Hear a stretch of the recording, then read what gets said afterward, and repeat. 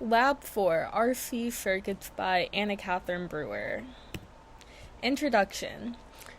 The purpose of this lab is to examine the behavior of ohmic resistors and capacitors and to use multimeters to measure the values of conventional current and the potential difference in circuits. The main result of this lab will be to predict the behavior of circuits that have resistors in series and in parallel. The fundamental physics principles that I used for this lab are the loop rule, which can be seen in the bottom right corner where delta V for a loop is equal to 0, the node rule where In equals I out of a node, the energy and current conservation rules, and the steady state rule for circuits. Okay, so for the first part of this experiment, the system was the RC circuit, and for part 1, I predicted current, so I got the total resistance by adding 100 ohms plus 47 ohms, and I was able to get 147 ohms, and then I was able to find the current by dividing the potential difference by resistance, which was 3 volts divided by 147 ohms, and that gave me a total of 0.0204 amps, and with that, I was able to conclude that current 1 was 0.002 amps and current 2 was 0.02 amps. And that same information can be seen in part 2. There's a typo there. It should be 0.02 amps, not 0.2.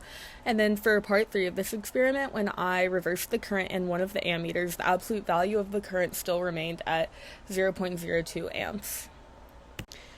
Experiment continued. So for part 4, I replaced one of the ammeters with a voltmeter, and this had an impact on my readings. So the ammeter, which is now on the bottom, read 0 amps, and the voltmeter, which was now on the top, read -3 volts. However, if I had switched these and left the ammeter on top and put the voltmeter on the bottom, the voltmeter would have a positive value. Results. So I recorded the potential difference between given points in the circuit. Those can be seen below. I did AB all the way through HA, and all of these values ended up summing to 0, and the total current for the circuit was 0.02 amps. And so here's a graph of what the potential differences on the last slide would have looked like if I had graphed them. And then results continued. So the ammeter readings decreased when an ammeter was connected in parallel with the 100 ohm resistor. The resistance was increased when the second ammeter was added to the current path.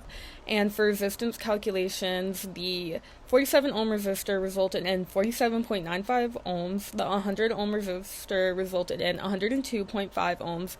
The wire resulted with 0 ohms, and the ammeter also had 0 ohms. And so going back to the experimental part of this lab, I now needed to determine the time it took for the capacitor to charge and discharge, and my results for this part of the lab can be seen on the next slide. Okay, so here's a graph of time dependence versus voltage across a discharging capacitor.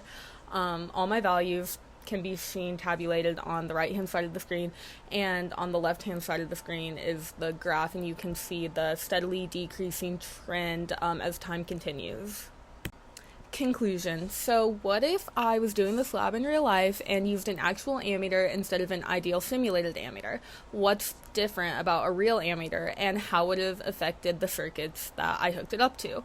If I did this lab with real circuit components, the ammeter values would differ because a real-life ammeter has resistance and the so-called perfect ones that we used in the lab did not.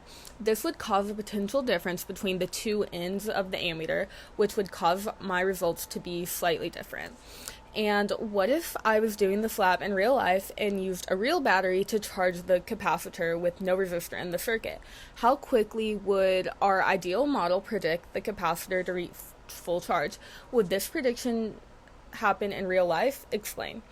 So if the circuit has no resistor, the capacitor would charge faster. This would cause the model to predict that the capacitor would reach full charge the second that it was connected to the battery. However, this would not occur in real life because the battery and the wires contain a small but not negligible resistance. Thank you for listening to my presentation.